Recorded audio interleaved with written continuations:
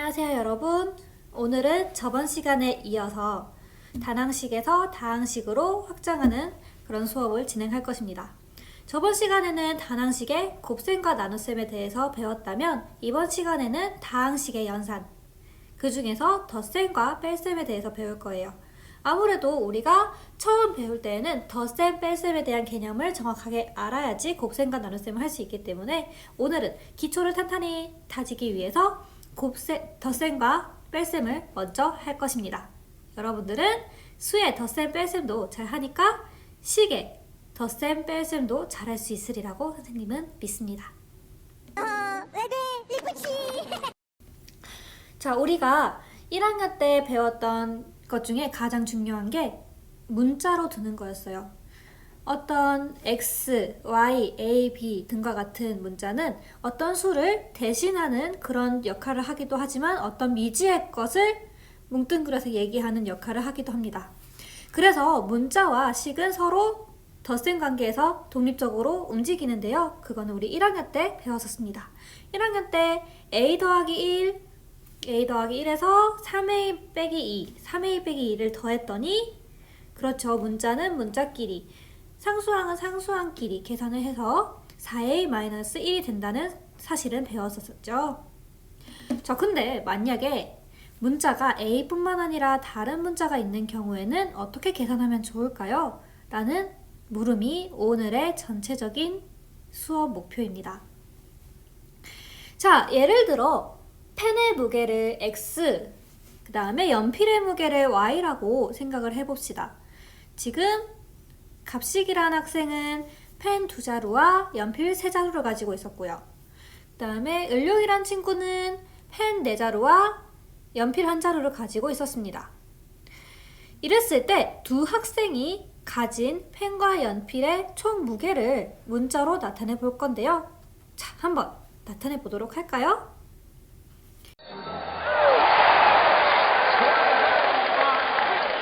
잠깐 생각을 해보았죠. 어떻게 되죠? 어떤 학생은 이렇게 했대요. 갑이란 학생은 총 가지고 있는 펜과 연필의 무게가 2x 더하기 3y이고 을이 가지고 있는 학용품, 즉 연필과 펜의 무게는 4x 더하기 y입니다. 따라서 총 무게는 이 두 식을 더한 것입니다. 라고 말하는 학생도 있었고, 어떤 학생은 2x 더하기 총 펜이 6자루가 있고 연필이 4자루가 있으니까 6x 더하기 4y로 씁니다. 라고 말한 친구도 있었습니다. 자, 그러면 우리가 2x 더하기 3y에다가 4x 더하기 y를 더한 것은 결국 6x 더하기 4y랑 같아진다는 사실을 은연중에 알게 되었는데요. 좀 더 정확하게 수학적으로 표현하기 위해 다음의 막대들을 보겠습니다. 다음과 같은 막대를 생각해 봅시다.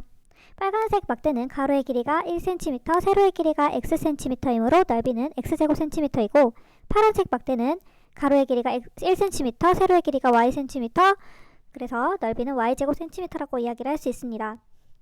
아까의 상황에서 나왔던 식이 뭐가 있었죠? 그렇죠. 2x 더하기 3y라는 식을 더하고 4x 더하기 y라는 식을 더해주면 어떻게 표현할 수 있는지가 아까의 물음이었습니다.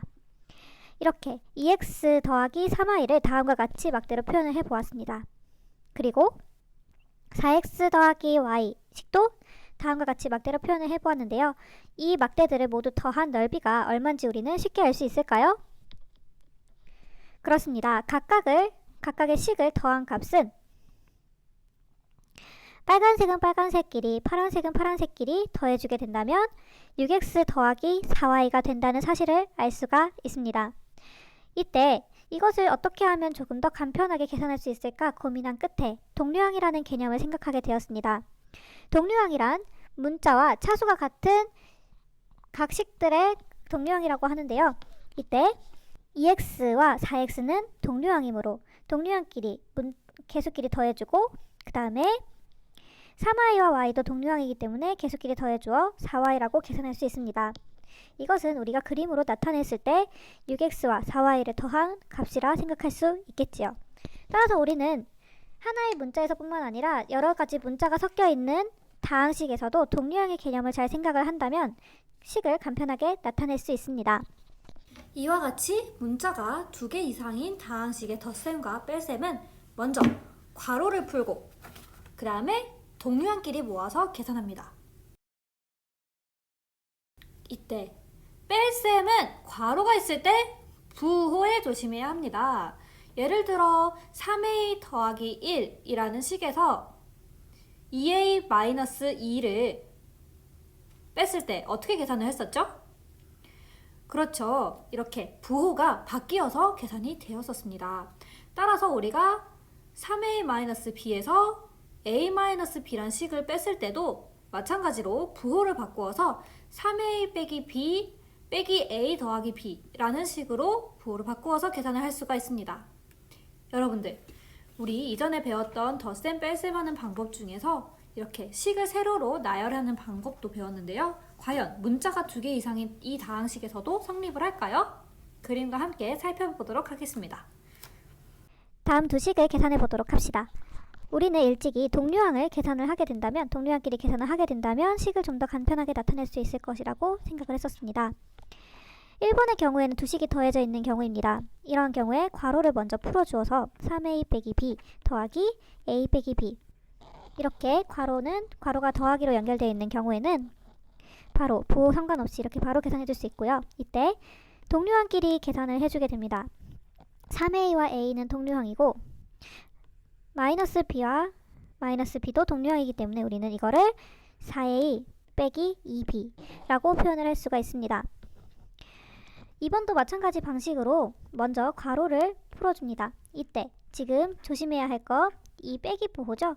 빼기 부호는 뒤에 괄호에 있는 모든 부호를 반대로 바꾸어주기 때문에 이렇게 계산할 수가 있고, 마찬가지로 동류항끼리 계산을 하게 된다면 2a라고 계산을 할 수가 있습니다.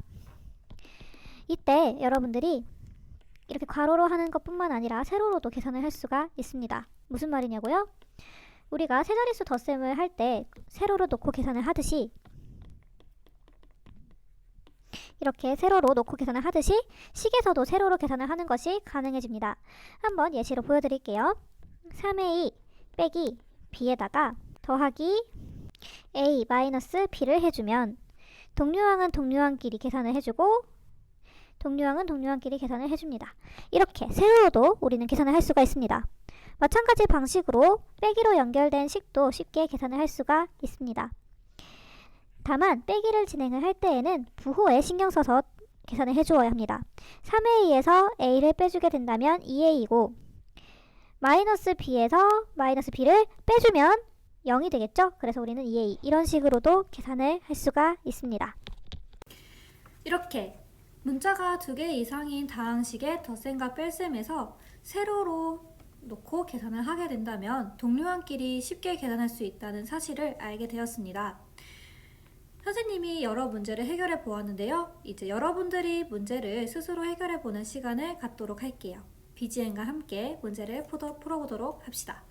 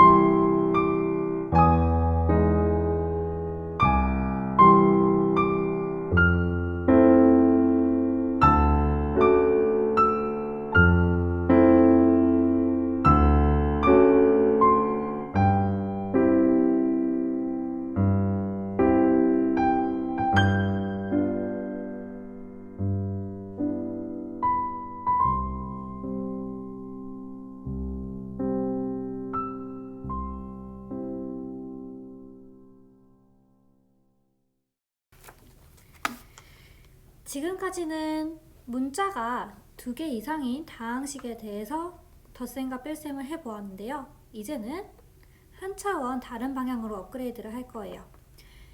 1학년 때 배웠던 1차식의 문자가 하나인 1차식의 덧셈, 뺄셈에서 이제는 만약에 이 차수가 높아지면 다항식의 뺄셈, 덧셈이 어떻게 되는지를 보도록 할 거예요. 작년에 차수라는 개념을 배웠는데 1차식만 주구장창 계산하기에는 아쉽잖아요.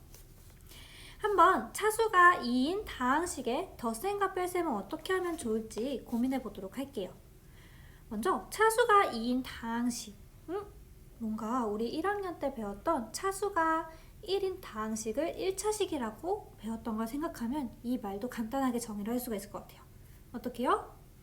차수가 2인 다항식은 2차식이라고 부르자. 예를 들면 x제곱 더하기 3x 더하기 2라는 식을 우리는 x에 대한 2차식이라고 부르면 어떨까? 라는 생각을 해보는 겁니다. 그럼 한번 다음과 같이 그림을 보면서 2차식의 덧셈 뺄셈은 어떻게 하는지 살펴보도록 할게요. 아까 보았던 대수막대지요. 여기서 빨간색 대수막대만을 이용하여 2차식의 덧셈 뺄셈을 설명해 보도록 하겠습니다. 이렇게 빨간색의 막대 길이가 가로의 길이가 1cm, 세로의 길이가 xcm였는데요. 이 xcm를 이용해서 정사각형을 만들어 보았어요. 이 정사각형은 가로의 길이와 세로의 길이가 모두 xcm로 넓이는 x제곱cm라고 이야기를 할 수가 있지요. 이때 빨간색 막대로 빨간색 넓은 판자를 메꿀 수 있는지 보았더니 제대로 메꿔지지 않는다는 걸 알았어요. 따라서 우리는 덧셈을 진행을 할 때 x제곱, 넓이가 x제곱인 이 판때기와 넓이가 x인 막대를 같이 더해서는 안 된다는 걸 알 수가 있어요. 이렇게 세 가지의 막대를 이용을 해서 x제곱 더하기 1이라는 식과 2x제곱 더하기 x 더하기 3을 더하는 방법에 대해서 설명하려고 해요. 먼저 첫 번째 식 x제곱 더하기 1에서는 보라색 판자 하나와 노란색 작은 판자 하나가 필요하고요. 2x제곱 더하기 x 더하기 3에서는 보라색 판자가 2개, 빨간색 막대 하나, 노란색 판자가 3개가 필요하다는 걸 알 수가 있어요. 이때 두 식을 더한다는 의미는 이 판자들의 넓이를 모두 더한다는 뜻과 같은데요. 그렇죠. 아까 했던 것처럼 보라색 판자가 3개, 빨간색 막대가 하나, 노란색 판자가 4개가 있다를 3x제곱 더하기 x 더하기 4로 나타낼 수 있다는 것을 알 수가 있어요. 그렇다면 우리가 매번 이렇게 막대나 판자로 나타내기 힘드니까 식으로 계산하는 방법을 생각해 보도록 할게요. 식을 계산을 할 때에는 동류항끼리 더해준다는 것을 알 수가 있어요. 그때 여기서 동류항이란 그렇죠. 문자가 같고 그 문자의 차수가 같은 모든 항들을 서로 동류항 관계다라고 이야기를 했었는데요. 여기서는 x제곱과 2x제곱이 동류항임을 알 수가 있고요.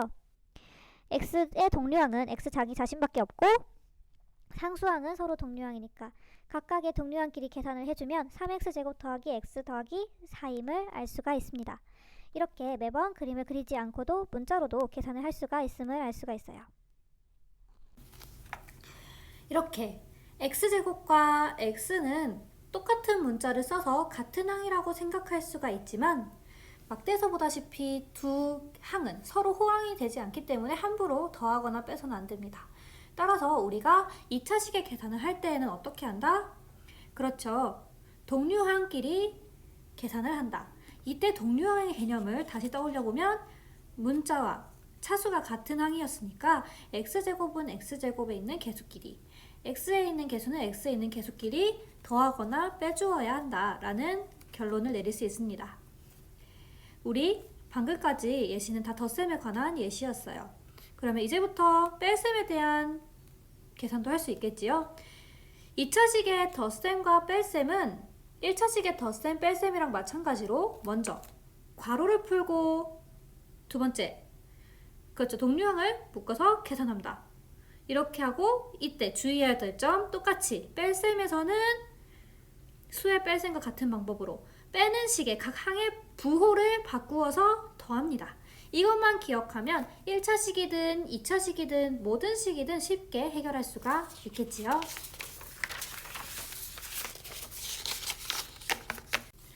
지금까지 다항식의 덧셈과 뺄셈을 해보았습니다. 수의 덧셈 뺄셈처럼 간단한 원리로 똑같이 계산할 수 있었죠. 다음 시간에는 조금 더 어려운 곱셈, 나눗셈을 해볼 예정입니다. 오늘 수업을 요약하기 이전에 우리가 꼭 알아둬야 될 개념이 what if not이라는 방법이었어요. 그 방법을 이용하면 오늘 수업을 조금 더 이해하기 쉬울 것 같아서 선생님이 한번 준비를 해봤습니다.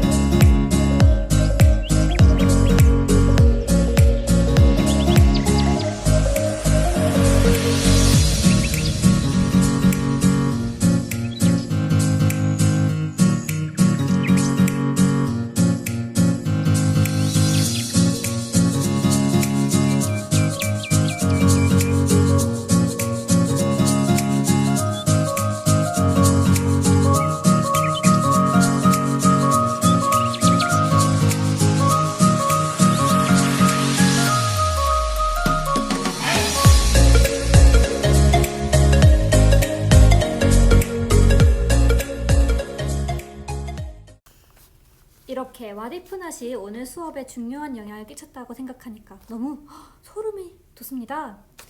그렇다면 다음 시간에는 또 어떤 일이 기다릴지 매우 기대가 되죠?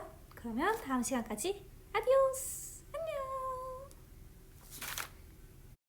안녕!